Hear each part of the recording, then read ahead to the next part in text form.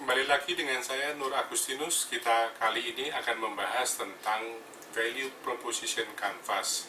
Ini erat kaitannya dengan marketing, dengan customer, sebab setiap perusahaan didirikan adalah untuk memenuhi kebutuhan pelanggannya, dalam artian memenuhi kebutuhan masyarakat. Karena ketika pelanggan memiliki masalah, disitulah ada peluang yang kita bisa berikan solusinya. Nah, value proposition ini atau nilai yang kita tawarkan kepada pelanggan adalah kunci kesuksesan bisnis kita. Nah, bagaimana kita menyusun sebuah value proposition yang baik? Kita tahu bahwa value proposition itu harusnya untuk memenuhi kebutuhan pelanggan kita. Oleh karenanya kita harus tahu apa saja yang ada dalam diri pelanggan kita. Kalau kita lihat gambar value proposition canvas ini atau sebuah kanvas, sebuah lembar kerja yang bertujuan untuk menyusun sebuah value proposition, di bagian customer-nya kita bisa melihat bahwa ada 3 komponen penting yang harus kita bisa ketahui dari diri seorang customer. Pertama adalah fear atau ketakutan, kedua adalah need, kebutuhan, dan yang ketiga adalah wants. Apa yang dimaksud dengan fear?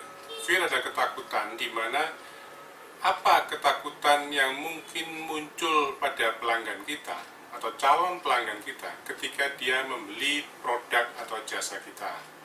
Misalnya, jangan-jangan nanti kemahalan, jangan-jangan mungkin apa yang saya beli tidak sesuai dengan saya harapkan, atau mungkin jangan-jangan ini menipu. Nah, ketakutan-ketakutan seperti ini harus kita ketahui, harus kita bisa gali. Paling tidak melalui sebuah survei, melalui sebuah pengamatan, kemampuan empati kita harus bisa mengetahui apa saja ketakutan yang mungkin muncul pada calon atau pelanggan kita. Nah, ketika kita mengetahui apa saja ketakutan itu, nantinya kita harus menyusun sebuah program atau sebuah promosi di mana kita bertujuan mengatasi ketakutan itu. Kedua adalah needs. Needs adalah kebutuhan. Kebutuhan adalah sesuatu yang dirasakan perlu oleh pelanggan kita, di mana itu sifatnya adalah rasional, bahwa itu harus dipenuhi. Artinya bahwa bukan berarti bahwa kalau kebutuhan ini tidak dipenuhi kemudian orang tersebut akan menjadi masalah, bukan. Tetapi kebutuhan adalah sebuah hal yang diinginkan, dalam artian harus dipenuhi secara rasional. Tapi berbeda dengan wants, yaitu keinginan, di mana keinginan ini adalah sebuah hal yang sifatnya lebih emosional.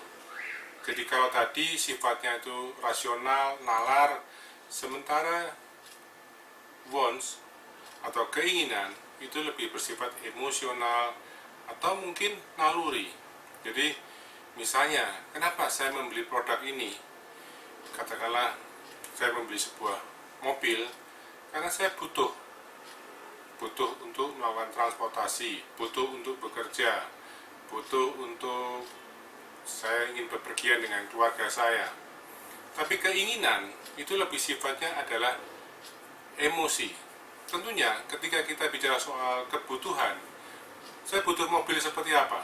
Biasanya orang akan mengatakan mobil yang hemat dalam bahan bakar, mobil yang murah, mobil yang kuat, onderdilnya atau spare partnya yang murah dan mudah didapat. Tetapi pada kenyataannya seringkali orang membeli produk itu sesuai dengan juga keinginannya. Artinya apa? Keinginan misalnya, kalau saya beli mobil itu akan meningkatkan gengsi saya.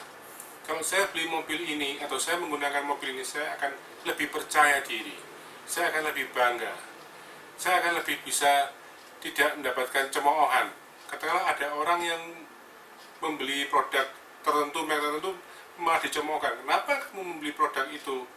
Kamu jangan-jangan dibohongi oleh penjualnya. Nah, dia tidak mau mengalami seperti itu.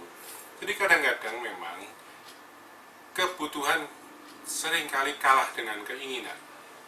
Jadi hal yang sifatnya rasio seringkali kalah dengan apa yang ada di perasaan kita. Nah, kita harus tahu bagaimana mengatasinya, yaitu 3 hal tadi itu, di mana ada fear, di mana ada need, kebutuhan, dan juga wants, keinginan. Itu kita bisa atasi dengan cara ketika kita mau mengatasi fear atau ketakutan, kita harus bisa memberikan sebuah pengalaman, experience. Experience misalnya, katakanlah silakan mencoba gratis. Kalau Anda tidak puas, uang bisa kembali. Itu adalah contoh-contoh seperti itu. Bagaimana mengatasi ketakutan-ketakutan itu?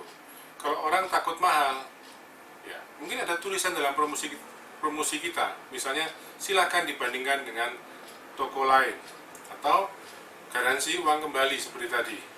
Nah, ketakutan itu bisa dikurangi sehingga orang lebih berani atau lebih yakin untuk membeli produk kita. Lalu untuk memenuhi atau mengatasi kebutuhan, biasanya kita akan memberikan atau menjelaskan tentang features. Features dalam arti apa-apa saja yang ada dalam produk kita.